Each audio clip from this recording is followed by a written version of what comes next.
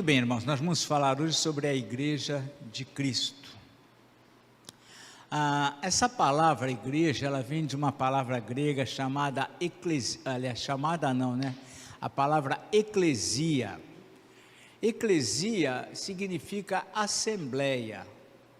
A ideia da palavra lá no original, qualquer assembleia que se fizesse, qualquer agrupamento que se fizesse, tinha o nome de eclesia, né? Uma igreja. Com o passar do tempo, esse uso foi sendo aplicado à Igreja de Cristo, ao ajuntamento dos cristãos. E é por isso que para nós hoje, nós falamos em igreja, significa essa reunião nossa, como igreja, nós somos a Igreja de Cristo.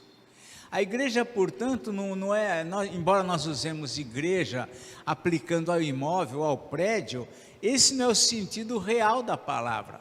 O sentido real da palavra é o agrupamento de pessoas e não das paredes. As paredes, né, se a gente fosse falar, desenha a Igreja de Cristo, pedir para uma criança desenhar, ou nós mesmos, a gente ia fazer um prédio lá, uma casinha lá com uma cruz em cima, é a igreja. Errado. No sentido melhor da palavra, a gente ia desenhar um grupo de pessoas reunidos em torno da palavra de Deus. Aí sim. Então, igreja são as pessoas, somos nós, e não as paredes. Mas ficou convencional, vamos para a igreja. A igreja, a gente entende aqui o prédio. Muito bem. Então, vamos ver isso, por exemplo, lá em Romanos 16, versículo 5, Romanos 16, 5.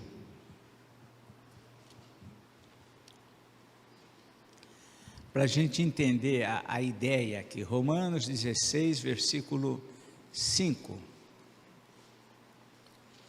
E meus marca-páginas estão caindo todos. Pode deixar, depois eu junto tudo. Obrigado, Cláudio. Romanos 16, 5 diz aqui o seguinte: Paulo escrevendo aqui a igreja de Roma, e ele escreve aqui no verso 5, Romanos 16, saudai igualmente a igreja que se reúne na casa deles. Olha que interessante, saudai igualmente a igreja, ou seja, o grupo de pessoas que se reúne na casa deles. Saudai meu querido Epêneto, primícias da Ásia, para Cristo. Então nós vemos aqui Paulo saudando uma igreja que se reunia numa casa. A casa não era a igreja era o grupo que se reunia. Então isso dá a ideia clara de que a igreja somos nós. Ainda é 2 de Pedro, aliás, 1 de Pedro, capítulo 2, versículo 5. 1 de Pedro 2, 5. Vamos ver lá o que diz.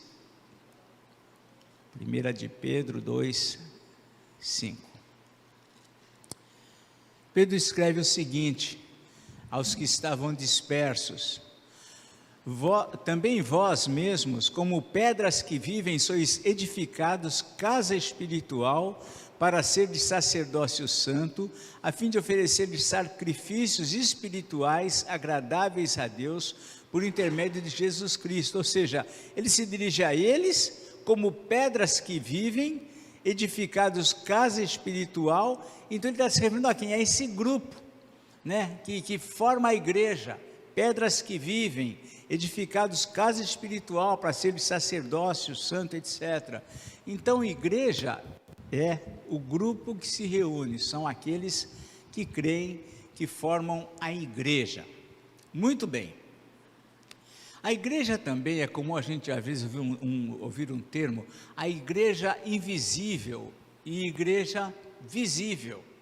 E às vezes num sermão, quando alguém ouvir isso, pode ficar, mas o que é isso? Igreja invisível, igreja visível.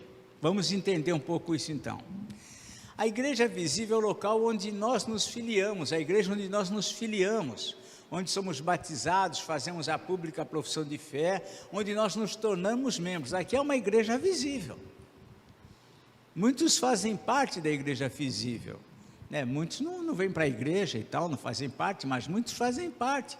São membros da igreja visível, nela foram batizados, fizeram sua pública profissão de fé e fazem parte da igreja visível. Mas a Escritura também trata de uma outra igreja, e é importante entender, chamada, que é denominada invisível, né? Nos fala sobre a igreja formada por quem? Quem que faz parte dessa igreja invisível?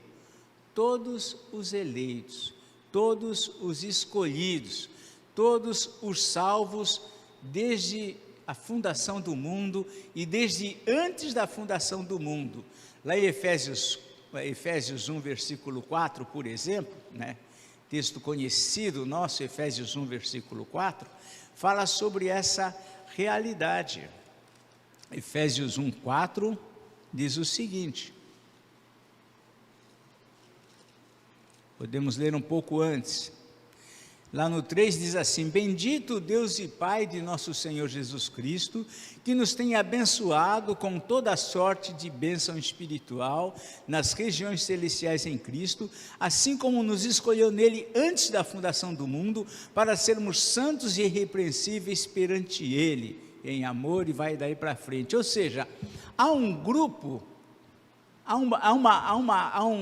um grupo de homens, das criaturas de Deus, que foram escolhidas por Ele antes da fundação do mundo. Não estão sendo escolhidos agora. A igreja invisível não está se formando no decorrer da história, enquanto alguns vão sendo convertidos. A igreja invisível, ela já está formada antes da fundação do mundo. E no decorrer da história, vai se revelando aqueles que creem, aqueles que foram os escolhidos, aqueles que foram os eleitos antes da fundação do mundo. Romanos 8, 29 a 30, Romanos 8, 29 a 30, diz o seguinte, vocês podem acompanhar. Romanos 8, 29 e 30 diz assim: porquanto aos que de antemão conheceu, também os predestinou para serem conformes à imagem de seu Filho, a fim de que ele seja o primogênito entre muitos irmãos. E aos que predestinou, a esses também chamou. E aos que chamou, a esses também justificou. E aos que justificou, a esses também glorificou. Ou seja, essa igreja já está formada. A igreja invisível, ela já está formada, ela já está estabelecida desde antes da fundação do mundo. A carta aos Hebreus também menciona essa realidade. Hebreus 12, versículos 22 a 24, Hebreus 12, 22 a 24, diz aqui o seguinte, Hebreus 12, 22 a 24, diz assim, aqui o autor ele está tratando, ele está fazendo um contraste entre o Sinai e entre o Monte Sião, ou seja, um era a lei, era duro, era difícil a lei, ninguém podia tocar naquele monte, até se um animal tocasse ali seria morto, e o Monte Sião se representa o que? A graça, a Cristo, onde todos nós temos chegado. Então ele fala o seguinte aqui a partir do verso 22, mas tendes chegado, ou seja, a igreja, os que creem, tendes chegado ao Monte Sião e à cidade do Deus vivo, a Jerusalém celestial e a incontáveis hostes de anjo e a universal assembleia, e igreja dos primogênitos arrolados nos céus, e a Deus o juiz de todos, e aos espíritos dos justos aperfeiçoados, e a Jesus o mediador da nova aliança, e ao sangue da aspersão, que fala coisas superiores ao que fala o próprio Abel. Então ele diz, nós temos chegado a quem? Os que creem, ele está escrevendo, temos chegado à igreja dos primogênitos arrolados nos céus. Ele fala de uma igreja que nós não conhecemos, de uma igreja que existe, que já está presente, mas é espiritual, a igreja dos primogênitos arrolados nos céus, né? Então nós vemos aqui, quando a gente ouve às vezes um pregador falar, a igreja invisível, a que ele está se referindo? A essa igreja que nós não conhecemos, que fazem parte, quem são membros dessa igreja? Todos os eleitos. E isso então nos arremete para a seguinte ideia, irmãos. Nós podemos, é possível alguém fazer parte da igreja visível e não ser membro da igreja invisível. O que eu quero dizer com isso? Que não é questão de eu ser batizado e fazer a pública profissão de fé que me salva. O que salva é nascer de novo. E dentro da igreja visível, que existem diversas igrejas visíveis, metodistas, assembleia, batistas e presbiterianos, e tudo quanto mais igreja que existe, são as igrejas visíveis. Muitos são membros dessas igrejas, mas isso não significa que por serem membros dessas igrejas, fazem parte da igreja invisível. A igreja invisível é só dos eleitos. Quem são os eleitos? Os que creem em Jesus, mas quem são eles? Nós não sabemos. É você que sabe. A Bíblia, quando fala a respeito de salvação, a Bíblia diz que o Senhor revela a nós mesmos que somos salvos. Isso está em Romanos 8,16. O próprio Espírito testifica com o nosso Espírito que nós somos filhos de Deus. É você que sabe se você faz parte dessa igreja invisível ou não. Não é ninguém mais pode afirmar isso, é você que sabe. Por quê? Porque o Espírito Santo testifica para quem? Para o nosso espírito. O quê? Que nós somos filhos de Deus. Então, o fato, muitos na igreja se perdem, muitos estão na igreja por tantos motivos, porque o pai quer, porque a mãe quer, porque agrada a esposa, porque agrada o marido, porque agrada o filho. Tem que nascer de novo. É por isso que quando Nicodemos se apresenta lá para Jesus, e ele fala coisas interessantes. Olha, sabemos que és mestre em Israel, e Jesus fala, olha, Nicodemos, importa você nascer de novo, porque quem não nascer de novo, não verá o reino de Deus. Não é quem for presbiteriano, metodista, assembleiano, não. Nascer de novo. Quem nasce de novo são esses que fazem parte da igreja invisível. Então a igreja invisível, essa igreja que só Deus conhece, né? Na igreja invisível tem pessoas que estão ainda aqui nesta terra, vivendo seus dias, e nessa igreja invisível estão aqueles que já partiram, fazem parte dessa igreja invisível. Fazer parte da igreja visível é fácil, né? Você vem para uma igreja, você faz uma classe de escola dominical lá das doutrinas básicas, aí você é ouvido pelo conselho, você responde mais ou menos aquilo que você tem que responder, e aí você é batizado, faz a sua pública profissão de fé, e você é membro da igreja visível. A igreja invisível, você precisa nascer de novo.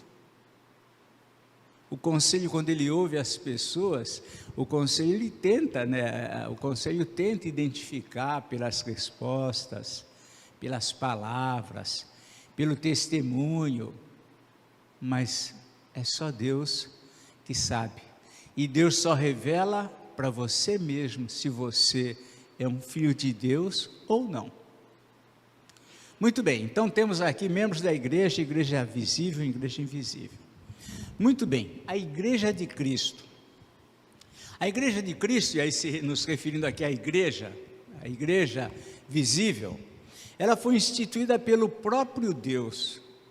Igreja não é ideia de homens, não foi alguém que falou, olha, eu vou criar uma igreja. Não, é o próprio Deus que instituiu a sua igreja, tá? E pode-se dizer que essa igreja, ela vem desde o período patriarcal. Patriarcal nos referimos a que período? Abraão, Isaac, Jacó, período patriarcal, né?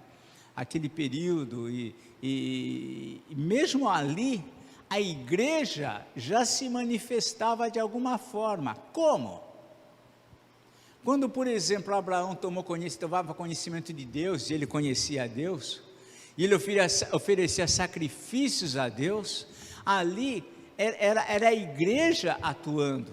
Naquele contexto, o culto não era como hoje, vamos abrir a Bíblia, até porque não tinha a Bíblia.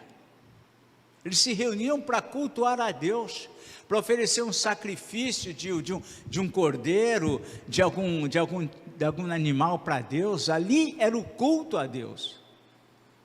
Então, desde o período patriarcal, a igreja, de alguma maneira, ela já está presente. Ela vem sendo, digamos assim, aprimorada até que chega Jesus, até que venha a descida do Espírito Santo. Então ela vem caminhando. Posteriormente, depois era o templo, aí vem o templo. Então aí o templo passou a ser o lugar de adoração. Depois do templo, por conta dos exílios, por conta dos cativeiros, o judeu começou a criar o quê? As sinagogas. Eles se reuniam nas sinagogas para ter culto, para ler a palavra e tudo mais. Já vem dando uma forma para a igreja. Então nós vemos que isso é alguma coisa que Deus vem conduzindo desde aquele período. E nesse contexto era sempre anunciando o reino de Deus. Os patriarcas, quando eles ofereciam sacrifício, anunciavam o reino de Deus. Quando Deus dá uma ordem para Abraão, olha, da circuncisão, que devia ser circuncidado ele, todos os seus filhos, toda a sua geração, todos aqueles que eram escravos na casa dele, tudo, isso daí era Deus sendo anunciado, era a igreja caminhando ali. E assim por diante, a igreja vem caminhando, portanto. E qual o propósito da igreja? Anunciar a Cristo, anunciar o reino de Deus. O propósito da igreja é ela ensinar, ela orientar, é formar pessoas à semelhança de Cristo. É ensinar, é trabalhar, é orientar, é exortar, é pregar. Tudo isso que diz respeito à formação do homem para Deus, é isso que a igreja tem como objetivo, tornar os seus membros mais semelhantes possíveis a Jesus. Domingo após domingo, dia de estudo após estudo, tudo isso vem com esse objetivo, que a nossa vida se torne mais parecida com a de Jesus. Muito bem. Sobre a igreja, Jesus se referiu a ela dizendo, a minha igreja. A igreja é de Jesus. Tem um monte de gente que tem tomado a igreja para si, tem se tornado os donos de igreja, mas a igreja, ela é de Cristo, tá? Vamos ver lá no livro de Mateus, capítulo 16, versículo 18, Mateus 16, verso 18, diz o seguinte: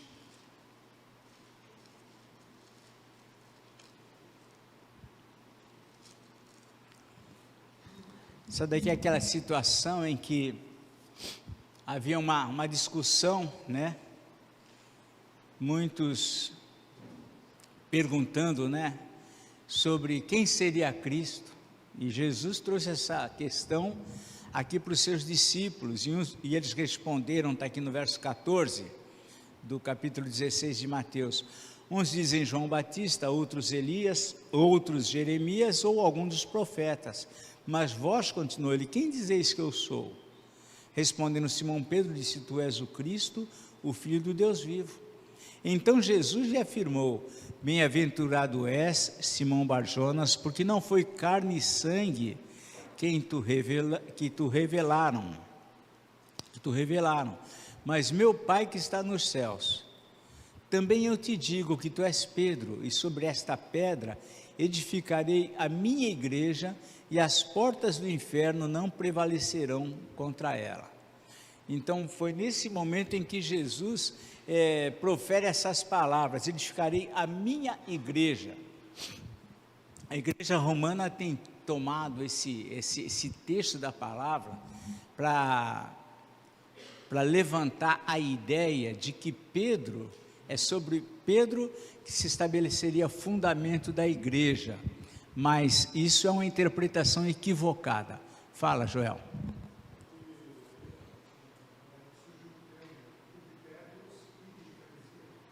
Como?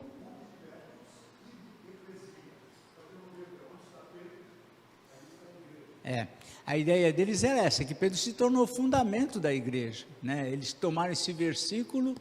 Entretanto, há uma interpretação equivocada, né? Pedro significa fragmento de pedra, isso é o que é a tradução do nome Pedro.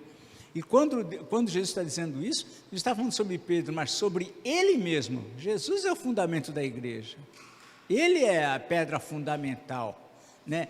Ele é a pedra angular, como outro texto fala que ele é a pedra angular. Então essa interpretação sobre esta pedra, interpretada aqui que seria Pedro, é muito complicado, é colocar sobre a vida de um homem o peso da igreja, de modo nenhum. Mas o peso da igreja, o fundamento da igreja é Cristo. Cristo é a base, é o todo da igreja. E Jesus chama essa igreja de a minha igreja. Então a igreja é de Jesus. Isso deve trazer sobre pastores, sobre líderes, sobre aqueles que servem a Deus, uma responsabilidade muito grande, porque nós não estamos cuidando de alguma coisa que nos pertence. Um pastor está cuidando da igreja. Um pastor está cuidando de ovelhas que não são suas, né? O pastor fala, as minhas ovelhas. Não, as ovelhas são de Jesus. Jesus colocou essas ovelhas sob a nossa responsabilidade. E isso nos coloca não como os donos, mas como mordomos. Nós cuidamos, mas não somos os donos. Por isso que Pedro, quando ele orienta os presbíteros, lá na sua carta, lá no capítulo 5, ele fala que a gente tem que ter o cuidado com as ovelhas que são de Cristo. Não tratar com autoridade, devemos ser modelo para as ovelhas. Então, há uma responsabilidade muito grande, por quê? Porque a igreja é de Cristo, é a minha igreja. E o Senhor confiou essa igreja a quem há homens imperfeitos, homens falhos, mas a igreja é dele. A igreja não é um plano de homens, mas é Deus que planejou, instituiu a igreja, com propósitos de quê? De que o povo se reúna, de que ali seja um ambiente para ele se desenvolver, para ele servir a Deus, para ele expressar o amor a Deus, para ele conviver, para ele ser protegido e fortalecido. Na quarta...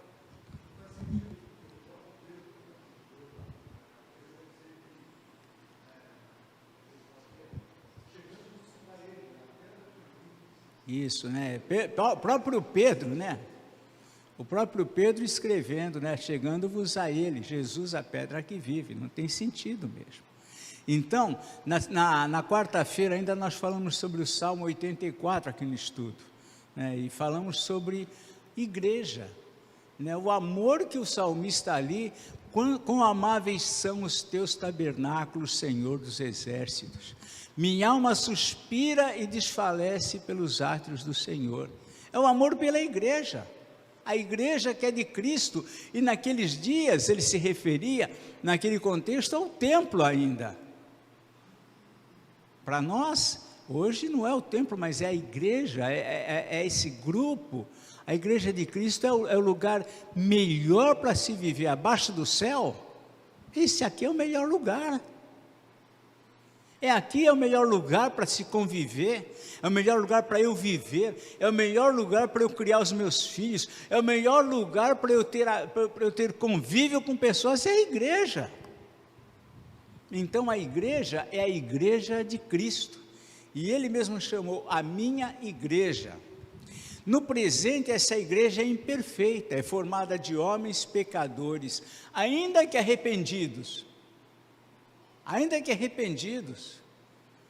que sejam os homens que fazem parte do novo nascimento, mas enquanto nessa terra, enquanto preso a este corpo mortal de pecado, a igreja é imperfeita. Então nós vivemos essa realidade ainda, né?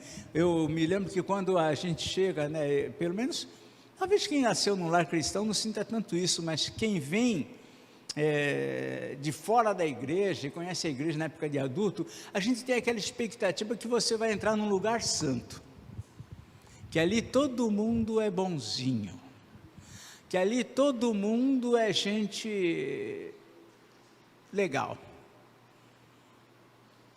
A gente tem essa expectativa. Com o tempo a gente vai amadurecendo e vai percebendo que não é assim. Que há falhas, que há imperfeições, que há dureza de coração dentro da igreja, que há pecado dentro da igreja.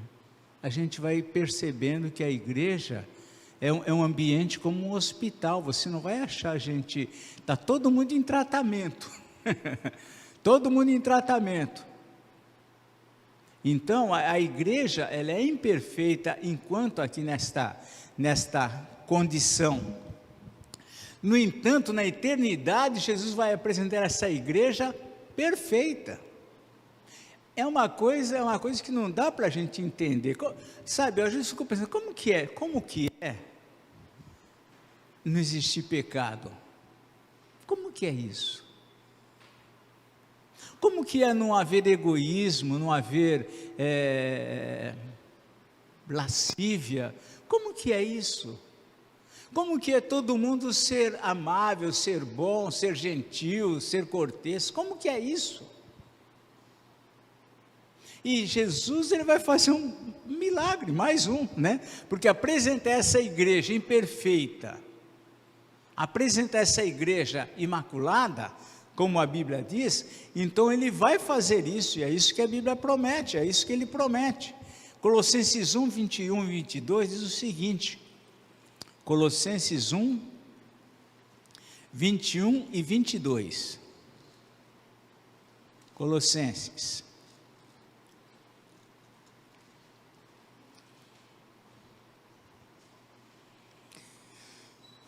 Ele está escrevendo aqui sobre a pessoa de Cristo e a obra que ele fez na vida dos homens.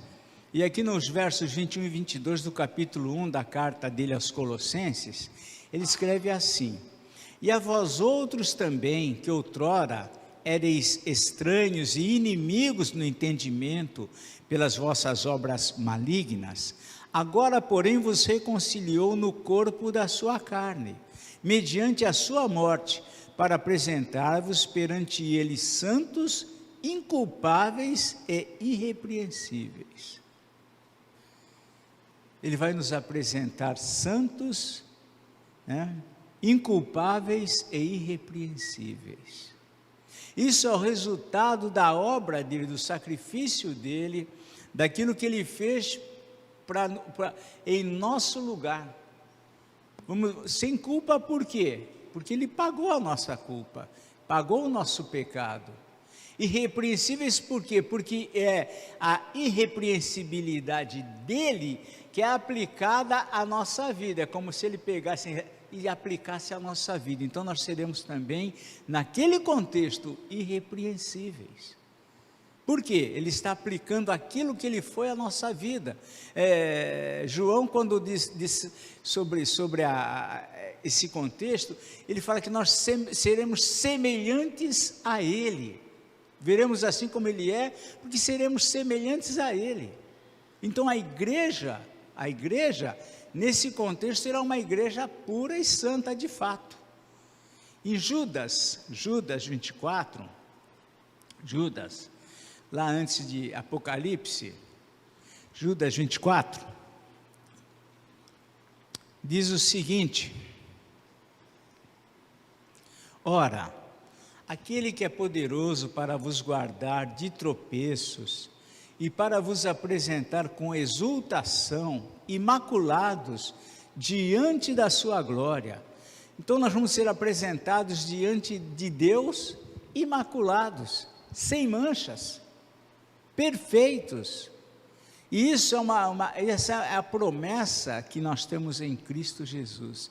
É isso que ele vai fazer pela sua igreja. Pela sua igreja. Outra coisa que é importante sobre a igreja de Cristo, né? Essa igreja que Deus mesmo instituiu. Todo crente tem o dever de congregar numa igreja.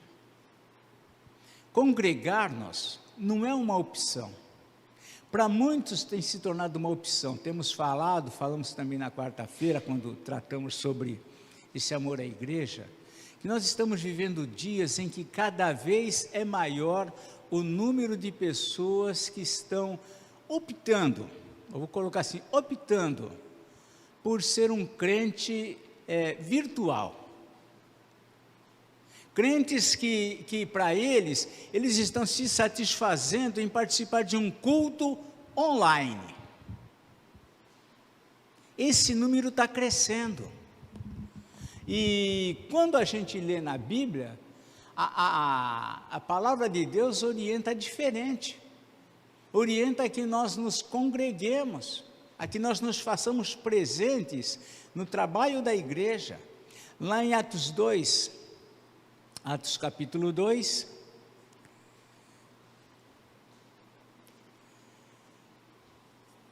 versículo 42, por exemplo, diz assim, sobre os cristãos, como é que eles viviam? Aí alguém vai dizer, pastor, mas naquela época não tinha internet, né? Naquela época não tinha essa santa possibilidade de eu estar participando de um culto, deitado no meu sofá, tranquilinho. Não é a questão. E isso é a gente tentar argumentar a favor da ideia que eu quero, que me agrada. Mas diz assim, perseveravam na doutrina dos apóstolos e na comunhão, estavam sempre juntos, no partir do pão e nas orações. E no versículo 47, fala assim sobre esse grupo, louvando a Deus e contando com a simpatia de todo o povo. Enquanto isso, acrescentava-lhes o Senhor dia a dia os que iam sendo salvos. Quando os cristãos iam sendo salvos, ele acrescentava, ele somava o grupo. Esse grupo, diz aqui a descrição aqui, no versículo 46, diariamente, não era na quarta-feira e domingo, não era quarta e domingo, diariamente perseveravam unânimes no templo, partiam pão de casa em casa, tomavam suas refeições com alegria e singeleza de coração. Eles, diariamente, naquele contexto, eles estavam juntos. Essa ideia de eu no meu cantinho, tem até uma musiquinha antiga, né, cristã antiga, né? Tu no teu cantinho e eu no meu. Isso não é bíblico. O bíblico é o junto, é caminhar junto. É ter prazer em estar na igreja, isso, sabe, a gente quando lê lá, alegrei-me quando me disseram, vamos à casa do Senhor, isso daí não é só uma musiquinha, não é só um cântico do salmo, não é que legal, né, alegrei-me, a gente ensina as crianças, nós precisamos ter alegria em estar na casa de Deus. Quando na nossa vida cristã a gente começa a perder essa alegria, procura rapidinho o Senhor, porque alguma coisa está errada. Isso não é o natural. Alegrei-me quando me disseram, vamos à casa do Senhor. Há um prazer na casa de Deus. Então aqui, essa ordem bíblica é para que nós congreguemos. Tem aumentado esse número de pessoas que vão, é membro da igreja, mas é membro que ele tem opção, ele vê como uma opção, bom, eu posso ir para a igreja, ou eu posso ficar em casa e ver o culto. Parece que se tornou isso uma opção. Não, eu assistir o culto na minha casa deveria ser o quê? A exceção, a impossibilidade de eu estar na igreja, alguma situação que me impeça, deveria ser isso. Ocasionalmente, mas não o comum, não como se eu optasse. Então, nós vemos que a Bíblia ensina diferente. A Bíblia ensina diferente. Hebreus capítulo 10, versículo 25. Hebreus capítulo 10, verso 25. Naqueles dias o povo já estava começando, talvez por razões, não estava congregando como deveria congregar. Então o autor aqui aos Hebreus, ele escreve, não deixemos de congregar-nos. Acho que tinha internet aqui, né, um período aqui, acho que o pessoal estava assistindo o culto de casa, E ele escreve assim: não deixemos de congregar-nos como é costume de alguns. Já estava se tornando um costume. Gente, tudo que facilita, tudo que é confortável para a gente se acostuma rapidinho. A gente pega gosto, pega o gosto. E aqui o autor diz assim: não deixemos de congregar-nos, como é costume de alguns. Antes façamos admoestações, e tanto mais quanto vedes que o dia se aproxima. Nós vivemos dias difíceis, dias em que a igreja é o melhor refúgio. As pessoas que não conhecem a Cristo, eles não sabem o que estão perdendo, porque eles não sabem mesmo, né? A gente só sabe quando a gente conhece, então eles não conhecem. Eles não sabem o que é ter os filhos na igreja, congregando com pessoas da igreja, aprendendo coisas cristãs, sendo protegido, mesmo quando vai para uma faculdade, mas ele tem o grupo dele, é aqui na igreja. Quantos dos nossos jovens passaram pelas faculdades, ouviram essas baboseiras todas que estão nesse aspecto de criação, mas eles tinham a igreja, era o alicerce deles. A amizade deles estavam aqui na igreja, então eles foram para a faculdade, se formaram, passaram por aquilo tudo, mas continuaram firmes na igreja. O grupo deles era aqui. O grupo deles era aqui. Cresceram, continuam servindo a Deus na igreja. Não tem preço isso. A igreja é o melhor ambiente, abaixo do céu, você não vai ter lugar melhor para você viver, conviver, para você se alegrar, do que numa igreja. Ainda que imperfeita. Muito bem, marcas da igreja, né? Se eu acabar mais cedo hoje, a gente vai mais cedo. Hoje não tem jeito. Começamos mais cedo, não teve separação, não teve... Então, vamos lá. As marcas da igreja. É interessante que no período da Reforma, surgiu, logo após a Reforma, surgiu assim um questionamento no meio protestante. Por quê? Porque começaram a surgir diversas igrejas, diversos segmentos, não é igrejas, eram segmentos. Então, quando alguém, por exemplo, né, a igreja teve grupos de reformadores. Então, lá nos Países Baixos, tivemos lá a influência de Calvino, mas tiveram também a influência de Zwinglio. Então, tiveram diversos reformadores. Naquele contexto, a doutrina estava ainda, digamos assim, hoje quando alguém vai para o seminário, nós já temos livros, por exemplo, você pega uma Instituta de Calvino, ali já vem, por exemplo, doutrinas já detalhadas, já estudadas, já organizadas. Naquela época, tudo isso estava se formando. E se hoje a gente vê tantas igrejas diferentes, tantos segmentos, um crê de um jeito, outro crê de outro jeito, um acha que o crente tem que ser um sucesso, outro acha que não é assim, um acha que o crente não pode ficar doente, outro acha que... Se hoje tem tantas situações assim, naquela época também tinha pessoas que pensavam diferente. E então surgiu naquele contexto uma preocupação: qual que é a verdadeira igreja? Ou quais as marcas, quais os sinais para a gente identificar a igreja de Cristo? Então hoje, imagina hoje então, hoje uma pessoa que saia, decida hoje, eu vou escolher uma igreja para eu frequentar. Se ele não tiver uma orientação segura, alguém que ele não vai saber o que fazer. Por quê? É como você entrar numa feira para comprar laranja, mas aquela feira só vende laranja, e tem 300 barracas, vai lá, escolhe a laranja agora. Porque muitas igrejas, muitos segmentos, muitas ideias e diferentes. A Bíblia está sendo aberta, não só aqui na nossa igreja, todas as igrejas abrem a Bíblia para ler, para falar alguma coisa. Mas, por incrível que pareça, às vezes entre todas elas, às vezes os pensamentos são diferentes, as interpretações são diferentes. Então surgiu já naquela época esse cuidado que os reformados tiveram. Como identificar quais as marcas da verdadeira igreja? Então os reformadores, eles estabeleceram pelo menos 3 marcas, que para a gente hoje talvez, a gente olha essas marcas e fala, mas essas marcas não são assim tão interessantes, que hoje tem tanta coisa, mas eles estabeleceram 3 marcas.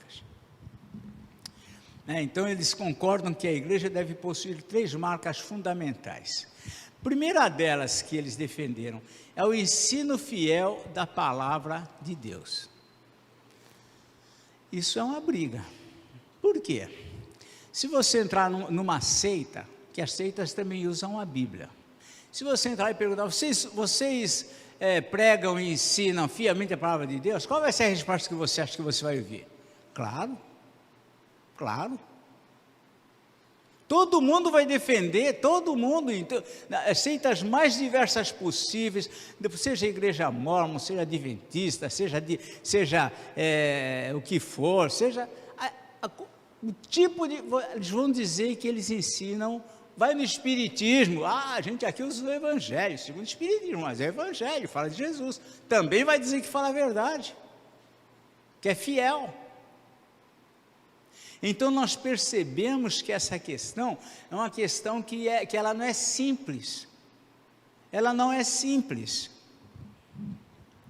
Aqui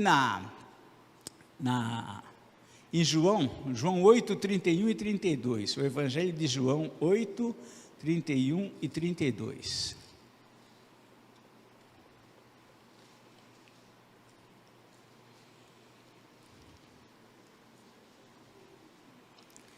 João 8, 31 e 32, diz o seguinte: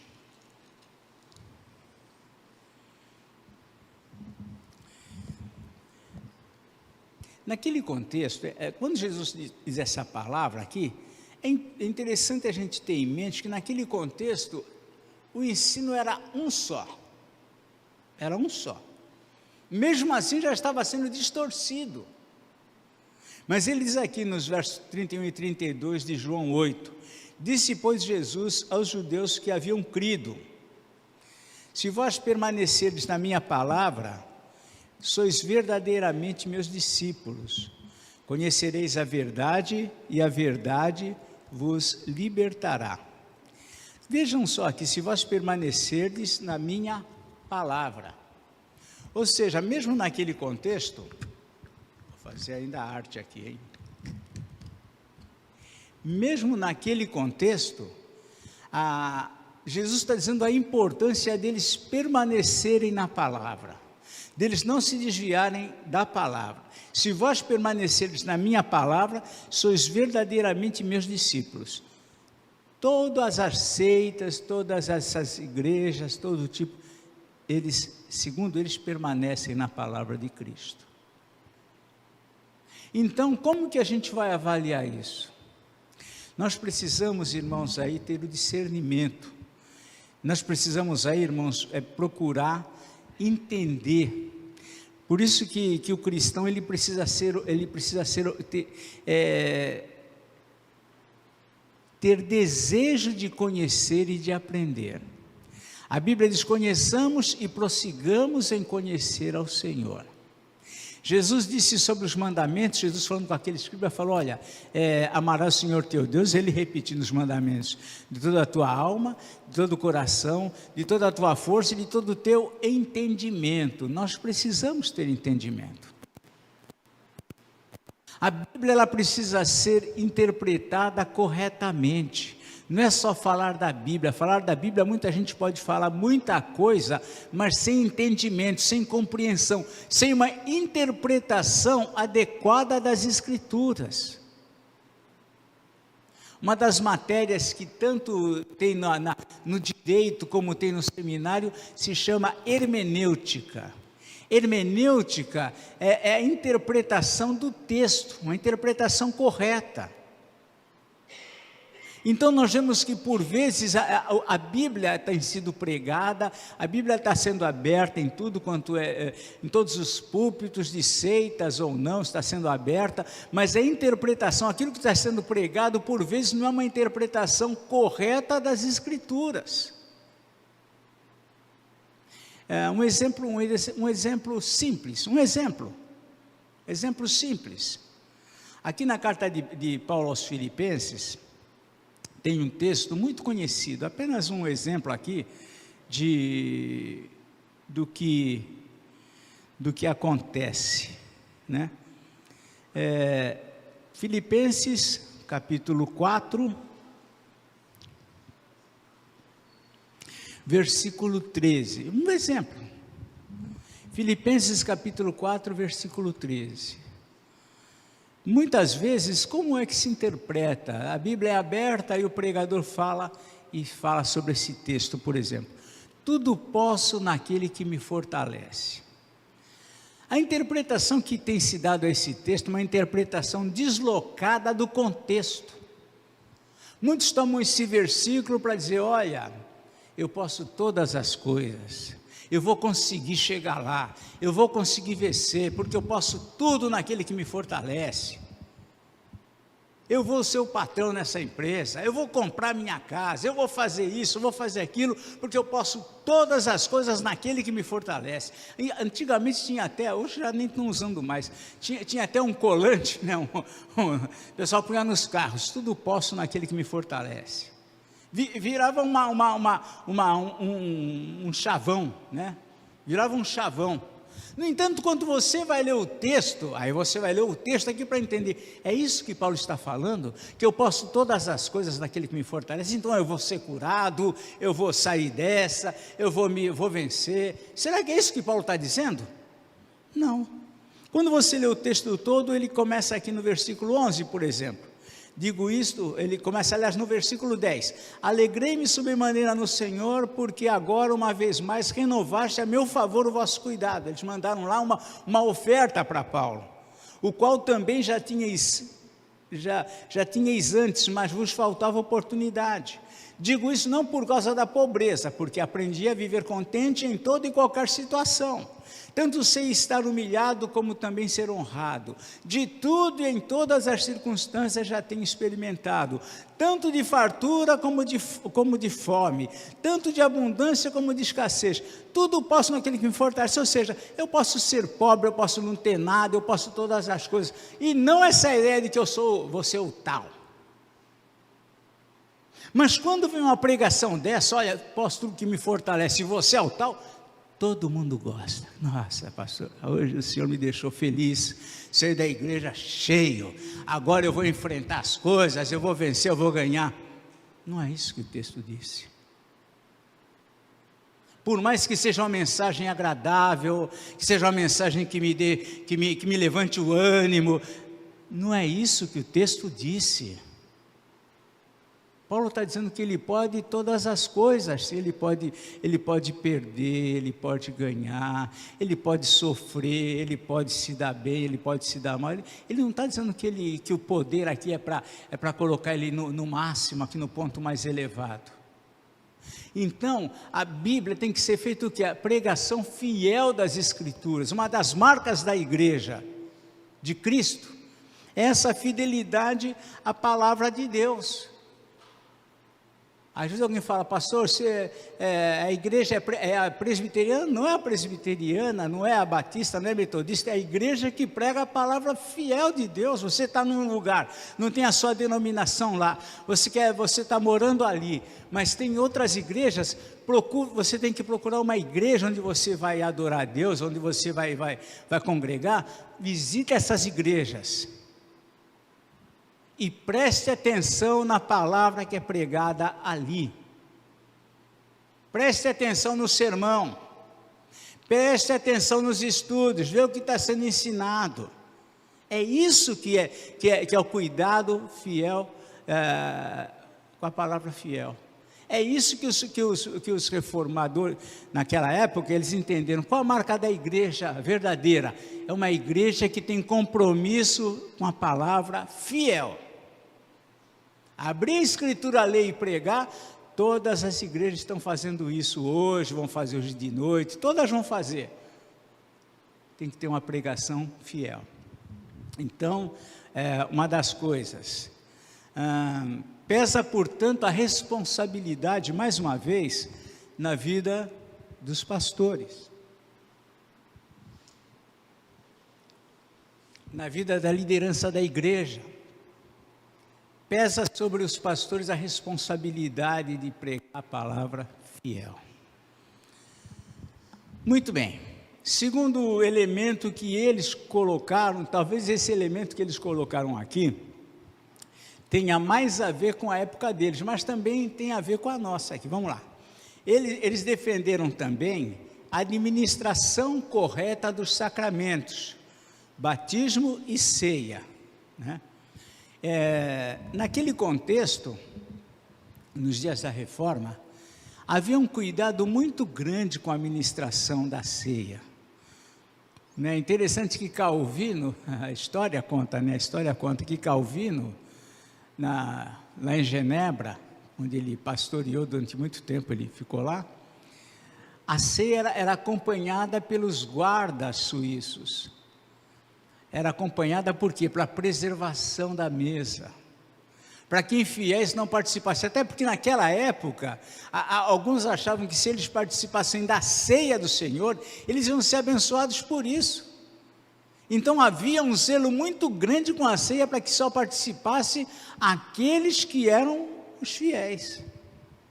Então havia um cuidado muito grande. Então isso foi colocado entre os elementos da marca da igreja verdadeira, uma marca que para eles é a ministração dos sacramentos da ceia e do batismo. Hoje em dia algumas coisas interessantes têm acontecido nas igrejas. A grande parte das igrejas, por exemplo, já estão ministrando a ceia a todos os presentes. Qualquer pessoa que estiver presente participa da ceia. Inclusive todas, visitantes, crianças, a ceia é oferecida a todos os que estiverem presentes. Muitas denominações estão tomando esse caminho. Mas quando nós olhamos para a ceia, que vem de onde que vem a ceia? Vem da Páscoa. É interessante que quando Jesus estava ali participando da Páscoa com os discípulos, ali ele instituiu a ceia. Quem participava da Páscoa dos judeus? Somente aqueles que faziam parte do povo. Se não era judeu de nascimento, então eles teriam que fazer parte do povo como? Passando pela circuncisão, aqueles que eram os cabeças. E aquela família, então, se tornava uma família que participava da Páscoa do Senhor. Dentro do contexto cristão, não sai dessa realidade, desse cuidado em que apenas aqueles que são membros, aqueles que têm compromisso com o Senhor, sejam os que participem. Hoje em dia nós não colocamos, né? Naquela época eles colocavam soldados, Calvino colocava soldado para impedir isso, mas hoje nós não chegamos a esse ponto, mas nós orientamos a igreja. Devem participar quem? Aqueles que já foram batizados e que fizeram suas públicas profissão de fé em qualquer igreja evangélica, não temos restrição sobre isso. Embora isso também seja um problema. Por quê? Porque tem igreja evangélica de todo tipo, gente. A pessoa foi batizada lá na igreja do tijolo de ouro, pronto. Igreja evangélica do tijolo de ouro. Para ele é evangélico, ele pode ir uma doutrina às vezes, mas nós não temos como hoje fazer diferente. Tem igrejas que fazem a ceia restrita. O que é a ceia restrita? É num dia separado do culto, onde só os membros da igreja vêm participar. Não é o nosso caso. Nós fazemos a ceia no domingo, onde tem visitantes, onde tem todos. Então, qual que é o problema? O problema não é a questão não é o problema, a questão, mas não é constrangedor, vem o visitante na igreja, e aí tem a ceia do Senhor, e ele não pode participar? Alguns ficam preocupados, nossa, hoje trouxe um visitante, é ceia do Senhor, caramba, como é que eu vou fazer aqui? Gente, é oportunidade para explicar para ele, por que ele ainda não está preparado para participar da ceia. Olha, nós vamos ter a ceia do Senhor, mas o ideal é que você não participe. Por quê? Porque participam aqueles que já têm uma fé em Jesus, aqueles que já professaram publicamente a sua fé. É oportunidade para eu testemunhar para ele. Não é para eu ficar constrangido porque eu trouxe um visitante no dia de ceia. Não é para a igreja ficar constrangida porque alguém tem visitantes e não são cristãos. Não, é testemunho, a ceia se torna um testemunho. Nós temos um irmão aqui na igreja que ele é diácono. Durante muitos anos, ele converteu-se depois. Durante muitos anos ele vinha na igreja trazer a esposa, ele vinha de short, sentava lá nos cultos de quarta-feira, sentava lá no fundo, ficava lá com o radinho ouvindo o jogo de futebol dele, ouvindo o futebol lá, ficava lá. Durante muito tempo, anos ficou assim. Um dia essa questão da ceia incomodou ele. Por que eu não posso participar da ceia? E aí nós fomos conversar. E falamos, por isso, essa é a razão. A ceia é algo especial. São convidados a participar todos os que já professaram sua fé. Então eu vou para a classe. Vem para a classe. Veio para a classe, participou, foi recebido, participa da ceia. Diácono. Então nós vemos que a ceia não é para me constranger com quem não é visitante. Então a ceia é um momento realmente singular para a vida da igreja, né? Que todo cristão tem o dever de participar. Por isso que Jesus falou, fazei isto, ou seja, façam sempre em memória de mim. Tem crente aliás, né, antigamente, o cristão, havia aquela situação de muitos morarem longe da igreja. Hoje não tinha tanta gente com carro, com ônibus, com condução fácil como hoje tem acesso à igreja. Então muitos às vezes tinham dificuldades para ser assíduos na igreja. Mas no dia de ceia, naquele pessoal mais antigo, eles podiam faltar os outros dias que não dava para vir. Mas no dia de ceia, eles vinham. Por quê? Era o dia da ceia do Senhor. Era uma visão diferente. Fala, Joel. Na história, o senhor citou Calvino, né? E teve um episódio, porque é interessante que lá em Genebra ele convivia com um período que é muito parecido com o nosso, né? Que é o judiciário politizado e que influenciava de uma forma em todas as áreas da sociedade. E Calvino, ele excomungou várias pessoas proeminentes da cidade de Genebra por serem, ele que chamava eles de libertinos. Só que um deles entrou com uma ação lá no judiciário deles na época e conseguiu o direito de tomar ceia. E aí o juiz determinou, ele vai tomar ceia na marra. Diz que Calvino se posicionou na frente da mesa da ceia, ele falou assim, nem morto eu sirvo a ceia para alguém como ele, né? Ou seja, ele estava disposto a morrer por conta da ideia de preservar. Exatamente, a ceia era alguma coisa assim vista, né? Então, e realmente, eles proibiam de participar da ceia. E é interessante, agora, é interessante o outro lado, que o outro ele entrou com uma ação porque ele queria participar da ceia, sabe, é uma mas questão... não queria mudar de postura, queria continuar vivendo como libertino, né, que era a pessoa que... Teve situações que Calvino interferiu até numa vida de uma mulher, porque o marido dela era banqueiro e cobrava mais juros do que devia das pessoas. Ele foi lá interferir também nisso. Então, é um período diferente. Hoje em dia você vai fazer, você é preso e... Mas eram questões diferentes. Então, a ceia sempre teve assim, é um lugar de especial e deve ter na vida da igreja. Muito bem, mas além da ceia, e batismo e todo esse cuidado, também eles defenderam o exercício fiel da disciplina. A disciplina visa o quê? A pureza da igreja, visa o cuidado com a igreja. Uma igreja que não disciplina, ela vai ter sérios problemas, né? E hoje em dia está acontecendo uma coisa muito interessante, né? Os Estados Unidos, a igreja americana sempre foi, para nós, né, foi o modelo. O que nós recebemos de evangelho veio dos americanos. Mas hoje em dia, em grande parte, graças a Deus não a totalidade, mas em grande parte a disciplina tem sido algo desprezado pelas igrejas.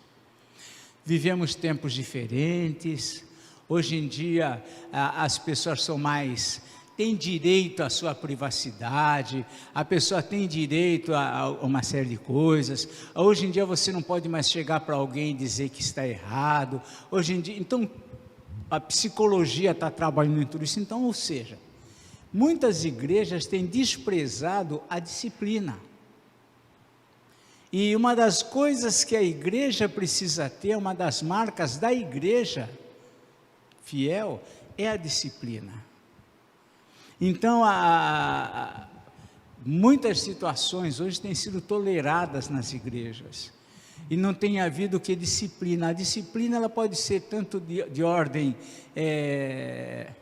particular, como de ordem pública quando é necessário. Isso é uma coisa realmente só na igreja, gente. Só na igreja. A partir do momento que eu me torno membro da igreja, eu estou sujeito às disciplinas daquela igreja. Se eu não sou membro da igreja, eu apenas frequento uma igreja, eu cometo um adultério, eu faço uma agressão lá à minha esposa, alguma coisa, mas eu não sou membro, o pastor pode no máximo chegar para mim e falar: puxa, você não devia fazer isso com a sua esposa, você não devia fazer isso assim. Acabou, e mais nada além disso. Mas a partir do momento que eu sou membro da igreja, eu estou sujeito às disciplinas. Disciplinas que pode ser tanto de ordem particular, lá no escritório pastoral, numa conversa com o pastor, ou o presbítero que seja, com o conselho que seja, e chegar: você está errado, meu irmão. Isso quando é alguma coisa que aconteceu, um fato que aconteceu de forma privada, de forma que não foi pública. Mas quando é uma situação pública, para o bem da igreja, aquilo precisa ser tratado publicamente. É como você pegar uma família, você tem 3, 4 filhos, e um deles comete um erro. Os outros todos souberam do erro que ele cometeu. Se você não corrigir esse que cometeu o erro, daqui a pouco você vai ter 4 cometendo os mesmos erros. Mas se você corrigir aquele que cometeu o erro, os outros vão pensar melhor para cometer o mesmo erro, para cair na mesma situação. Disciplina é algo necessário. Em todo ambiente tem que haver disciplina. Disciplina não só em termos de ordem, de planejamento, mas disciplina dentro da situação da pessoa ser disciplinada, por sofrer a pena daquilo que ela fez. Nossa igreja já tivemos inúmeras disciplinas graves, disciplinas às vezes menos, toda disciplina é grave, não tanto, disciplinas que tivemos no particular, lá com o conselho, com o pastor ou com o presbítero, que foi tratado privativamente, porque foi uma coisa que aconteceu com discrição, foi tratado com discrição, mas teve situações que foram faltas públicas, que teve que ser tratada publicamente através de uma assembleia na igreja. A igreja, isso é uma das marcas da igreja. Uma igreja que não disciplina, que não corrige, é uma igreja que vai perdendo os rumos do caminhar, da ética e tudo mais. Fala, Elisângela. Vamos ver, espera só um pouquinho aí, ela vai levar o microfone aí para você, que assim eu ouço e os demais ouvem também.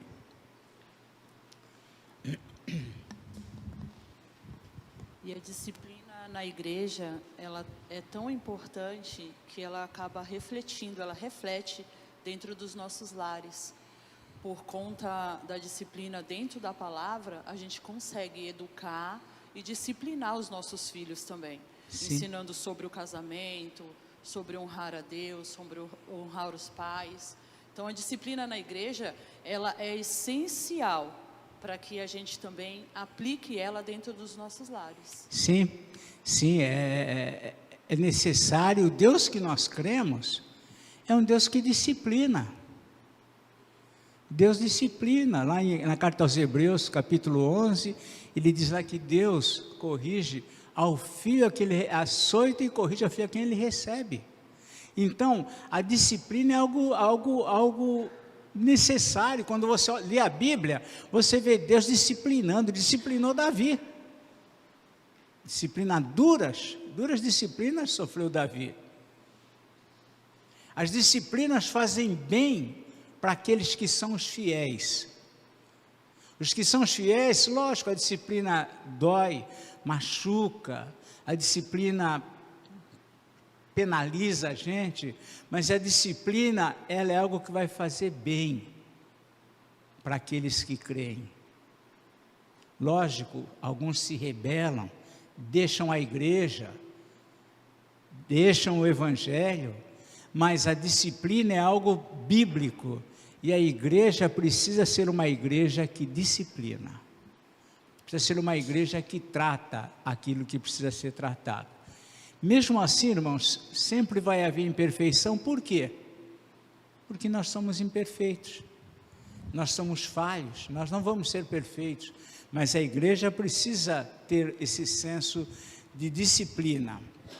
Jesus mesmo ensina, Jesus dá os princípios da disciplina. Se teu irmão pecar contra ti, primeiro, você vai lá e trata com ele. Todo mundo faz diferente. O irmão pecou contra mim, eu vou lá e falo com o pastor. Errado. Vai lá e fala com ele. Fala com ele, trata com ele. Se ele te ouvir, ele reconheceu, ganhaste teu irmão. Se ele não ouvir, então você vai procurar um outro irmão. Olha, vamos lá, precisamos conversar aqui com o Zezinho. O Zezinho cometeu aqui um erro, ele precisa reconhecer. Vai lá e trata. Se ele não te ouvir, aí então vai aumentando, diz a igreja. Então as coisas, ali tem um caminhar da disciplina, mas disciplina faz parte da igreja, faz parte de uma igreja saudável, uma igreja que disciplina. Quando não há disciplina, tudo é válido, tudo pode. Se não disciplina um, o outro vai reivindicar também não ser disciplinado. Então, tudo tem que ser tratado, apesar das imperfeições.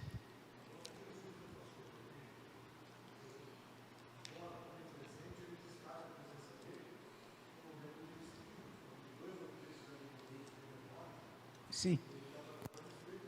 Sim. O texto, as pessoas usam aquele texto lá, onde tiver 3 ou mais reunidos em meu nome, eles estão no meio deles, e todo mundo usa isso na reunião de oração. Olha, nós estamos aqui em 3, então Jesus está no meio. No contexto que Jesus falou isso, não foi sobre esse contexto. Jesus falou isso no momento de disciplina, que se 2 ou 3 concordarem com a mesma, 2 ou 3 concordarem que houve um erro ali, então Jesus está apoiando esses 3 que pensaram assim. Então é um texto que a gente usa para dizer, olha, Jesus está aqui no nosso meio. Por quê? Tem 1, 2, 3, Jesus está aqui. Não. Ali Jesus disse essas palavras com respeito à questão disciplinar. Se 2 ou 3 concordarem com que alguém está errado, então Jesus está, digamos assim, está participando junto dessa situação.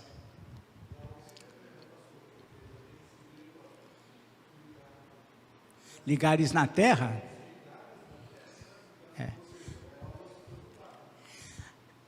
Hoje em dia, como que acontece? A pessoa é disciplinada numa igreja, o que ele faz? Ele sai da igreja, vai lá para outra igreja, se torna membro lá e está tudo bem, segue a vida. Ou então ele faz melhor, se ele for alguém bem talhado, para isso ele sai e monta a igreja dele. É assim, a coisa funciona. Muitas igrejas foram formadas porque alguém brigou com o pastor, foi lá e formou a igreja. Então essas situações. Mas essa questão da disciplina é uma questão muito séria. Jesus, nesse texto mesmo que ele fala, ele diz: tudo que ligares na terra terá sido ligado no céu. Ou seja, a igreja, ninguém usa, a gente não faz uso desse poder, né? Mas é a palavra de Deus que diz que o que a igreja liga na terra, liga no céu.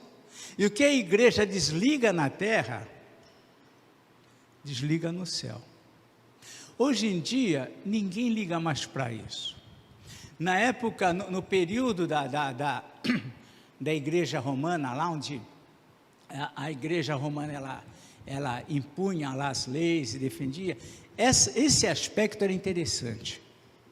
Alguém que era excomungado da igreja entrava em desespero. Um dos reis poderosos foi excomungado pela igreja. Depois a história conta que ele foi lá e ficou tomando neve lá nas costas, pedindo, implorando ao Papa que ele fosse restaurado. Então, naquele contexto, essa ideia, esse conceito de que a Bíblia diz que o que é ligado na terra, que é desligado pela igreja, é desligado nos céus, isso era uma coisa forte. Hoje em dia o crente zomba: não posso, você me disciplinou aqui? Então vou lá para outra igreja. Agora, se aquilo, vou jogar assim, se aquilo lá está valendo, pode ir para a igreja que for. É por isso que, quando às vezes um pastor, por exemplo, é disciplinado num presbitério, para ele ser restaurado, ele tem que voltar lá, ele pode estar lá no Nordeste, lá no Sul, ele tem que voltar lá naquele presbitério, para ele tentar se ajustar ali. Então, essa questão de disciplina é uma coisa muito forte, que a gente não tem ligado. Aliás, a nossa sociedade atual, disciplina é coisa que não existe. Começa nas casas, nas famílias, e aí vai daí para toda a sociedade. Hoje em dia, se um professor der uma bronca numa criança, no dia seguinte o pai e a mãe estão lá para tirar satisfação. Por que você falou para o meu filho que ele estava errado? A nossa sociedade hoje foge. Mas a igreja não pode deixar disso. Igreja é diferente. Igreja é diferente. Fala, Josefa, onde que está o microfone aí para você falar? Está vindo lá já.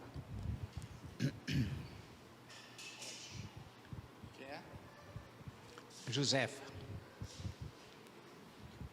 Pastor, hoje em dia, diz que não pode bater mais numa criança, né? Que se a criança, ou alguém souber, pode ir para o juizado, sei lá, como é que é isso. Mas na Bíblia fala que a vara da disciplina, ela tem que ser usada. Hoje em dia, é psicólogos, né?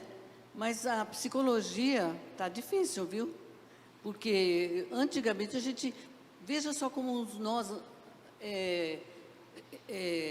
respeitávamos nossos pais. Hoje em dia os filhos, eles não respeitam os pais. Na verdade, os filhos estão querendo mandar nos pais e os pais não estão observando isso. É questão disciplinar, né? São os dias que a gente está vivendo. Os dias que a gente está vivendo, questão disciplinar, né? A criança hoje, né, não tem mais o respeito pelos pais como tinha antigamente. Hoje o tratamento com as crianças, lógico, é bom, é excelente, é um cuidado muito maior, mas as crianças não estão sendo corrigidas, é mais carinho, é mais afago, é mais engraçadinho do que, às vezes, motivo de correção. Então, tudo tem um lado complicado, né? Antigamente as crianças não tinham tanto acesso aos adultos como tem hoje. Na minha época, se eu quando criança, meu pai estivesse conversando com alguém e eu chegasse lá para interferir, ele ia falar, não, fica ali. Hoje em dia, os pais interrompem o que for, que tem que dar atenção para a criança. Tem coisas que mas a gente não vê isso como um mal. Mas com o tempo, as crianças vão ser, meu pai é meu igual. E Deus fala lá no Salmo 50, você pensava que eu era igual a você? Então, nós, às vezes, não ensinamos às crianças os limites, os lugares, mesmo com palavras, com seriedade. Na minha época não precisava muito, não. Meu pai, ele olhava para mim, eu já ficava preocupado. Se eu tivesse, ele só olhava assim, ó. Aquele olhar fixo em mim, pronto, acabou. O que eu estava fazendo já devia estar errado, eu já parava. Hoje em dia é diferente. Então, sabe? E aí o que a gente está vendo disso, professores estão ficando doentes nas escolas porque não tem disciplina, mas quem que está fazendo isso? Está saindo de casa. O lar é a formação. E essa modernidade da nova psicologia, do não disciplina, de não dar uma bronca, de não repreender, isso tem crescido e vai aumentar cada vez mais, né? Mas a disciplina é algo extremamente saudável e, gente, todos nós precisamos de disciplina. É muito bom quando você tem pessoas que chegam para você, que você dá abertura também, porque hoje em dia tem gente que você não pode dizer nunca que ela está errada, que você vai perder um amigo. Mas é muito bom quando a pessoa tem amigos que se sentem à vontade para dizer para ele, você está errado. Você não está certo, não. Esposas deviam fazer isso com o marido, você está errado. Maridos deviam fazer isso com a você está errada, você não devia fazer isso. Essa atitude que você tomou não é a melhor. Mas nós temos perdido de vista essa questão de repreensão, de exortação, e tudo isso vai gerando uma sociedade hipersensível, que não pode ser corrigida, que é melindrada, que tudo dói, que tudo machuca, e assim a gente tem caminhado. Mas a igreja bíblica, a igreja é uma igreja que ela exerce a disciplina, com todas as falhas, mas ela deve exercer a disciplina. Finalmente, nós temos ali 4 minutos. Além disso, né, essas são as 3 marcas que os reformadores entenderam como sendo a identidade para a verdadeira igreja. Alguns acrescentam ainda, por exemplo, a marca do amor. Uma igreja tem que ter amor. A presença do Espírito Santo. Como que é a presença do Espírito Santo? Não é questão de que, manifesta, grita, não é isso. Espírito Santo é onde você vê que é uma igreja que caminha em paz, uma igreja onde há alegria, onde há comunhão, onde há bondade. A igreja é perfeita? Não, mas é uma igreja onde a soma maior é positiva. Então essas coisas demonstram a igreja, o espírito da igreja, o serviço a uma igreja que serve, que presta serviço, que atende os membros, que socorre os membros. Então, tudo isso vai evidenciando o testemunho. Uma igreja tem que ter um bom testemunho. Tem igrejas que o testemunho dela começa complicado até na própria vizinhança, uma igreja que não tem horário, uma igreja que faz barulho além da medida, uma igreja que... Tudo isso pode gerar o quê? Um mau testemunho, não é bom para a igreja. Uma igreja onde se aplica a comunhão, né? Onde, como diz lá o livro de Atos, lá, que o povo, né, deixa eu ver aqui, louvando a Deus e contando com a simpatia de todo o povo. Era a igreja daqueles dias. Uma igreja que as pessoas viam o convívio deles e falavam, puxa, que convívio legal. Então, muitas coisas a igreja ainda tem a demonstrar, mas apenas para vocês saberem, naquele contexto, as 3 marcas que eles viram como interessantes, importantes para a igreja é a ministração fiel da palavra, a ceia do Senhor e batismo, os sacramentos sendo realizados com fidelidade e também a disciplina. Ok?